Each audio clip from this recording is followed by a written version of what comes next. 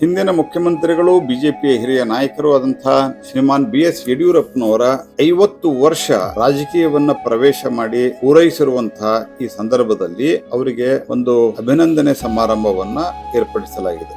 ಇದನ್ನು ಅಭಿಮಾನೋತ್ಸವ ಅನ್ನುವ ಹೆಸರಿನಲ್ಲಿ ಚಿತ್ರದುರ್ಗದಲ್ಲಿ ಇದೇ ದಿನಾಂಕ ಮೇ 9, 2026 ಇದನ್ನು ಆಯೋಜಿಸಲಾಗಿದೆ. ಇದು ಅವರ ಎಲ್ಲ ಅಭಿಮಾನಿಗಳಿಗೆ ಬಹಳ ಸಂತೋಷವನ್ನ ತಂದಿದೆ, ಹರ್ಷವನ್ನ ತಂದಿದೆ. ಯಾಕೆಂದ್ರೆ ಯಡಿಯೂರಪ್ಪನವರು ಬಿಜೆಪಿಗೆ ಯಾವುದೇ ನೆಲೆ ಇಲ್ಲದಂತಹ ಸಂದರ್ಭದಲ್ಲಿ ಕರ್ನಾಟಕದಲ್ಲಿ ಸೈಕಲ್ ಮೂಲಕ ಪ್ರವಾಸವನ್ನ ಮಾಡಿ ಪಾರ್ಟಿಯನ್ನ ಕಟ್ಟಿ ಅನೇಕ ಹಲ್ಲೆಗಳ ಆದಂತಹ ಸಂದರ್ಭದಲ್ಲಿಯೂ ಸಹಿತ ಅವರನ್ನ ದೈಹಿಕವಾಗಿ ಮುಗಿಸುವಂತಹ ಪ್ರಯತ್ನ ಆದಾಗೂ ಸಹಿತ ಎಮರ್ಜೆನ್ಸಿಯಲ್ಲಿ ಜೈಲಿಗೆ ಕಳಿಸಿದಾಗೂ ಸಹಿತ ಎದೆಗುಂದದೆ ಪುನಃ ಜೈಲಿನಿಂದ ಹೊರಗೆ ಬಂದು ಬಿಜೆಪಿ ಕಟ್ಟಿ ಪ್ರಥಮ ಬಾರಿಗೆ ದಕ್ಷಿಣ ಭಾರತದಲ್ಲಿ ಕರ್ನಾಟಕದ ಮೂಲಕ ಒಂದು ಸರ್ಕಾರ ಬರುವಂತೆ ಅವರು ಪ್ರಯತ್ನ ಮಾಡಿದ್ರು. ಪ್ರಥಮವಾಗಿ ಕೃಷಿ ಬಜೆಟ್ ಅನ್ನ ಪ್ರತ್ಯೇಕವಾಗಿ ಕೊಟ್ಟಿರುವಂತಹ ಕೀರ್ತಿ ಇವತ್ತು ದೇಶದಲ್ಲಿ ಯಾರಿಗಾದ್ರೂ ಇದ್ರೆ ಅದು ಶ್ರೀಮಾನ್ ಯಡಿಯೂರಪ್ಪನವರು. ಹಾಗಾಗಿ ಅತ್ಯಂತ ಪರಿಶ್ರಮ ಜೀವಿಯಾದಂತ ಅವಿಶ್ರಾಂತ ಜೀವಿಯಾದಂತಹ ಶ್ರೀ ಯಡಿಯೂರಪ್ಪನವರು ತಮ್ಮ ತ್ಯಾಗ ಪರಿಶ್ರಮದ ಮೂಲಕ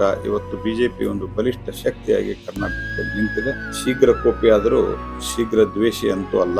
ಸಿಟ್ಟನ್ನ ಬೇಗ ಮರೆತು ಎಲ್ಲರನ್ನು ಪ್ರೀತಿ ವಿಶ್ವಾಸದಿಂದ ತೆಗೆದುಕೊಂಡು ಹೋಗಿ ಬಿಜೆಪಿ ಸ್ಥಿತಿಗೆ ಬರಲಿಕ್ಕೆ ಕಾರಣೀಭೂತರಾದಂತಹ ಯಡಿಯೂರಪ್ಪನವರ ಈ ಅಭಿಮಾನೋತ್ಸವದಲ್ಲಿ ಎಲ್ಲರೂ ಪಾಲ್ಗೊಳ್ಳಬೇಕು ಮತ್ತು ನಾವೆಲ್ಲರೂ ಸಹಿತ ಈ ಆನಂದದ ಕ್ಷಣವನ್ನು ಅನುಭವಿಸಬೇಕು.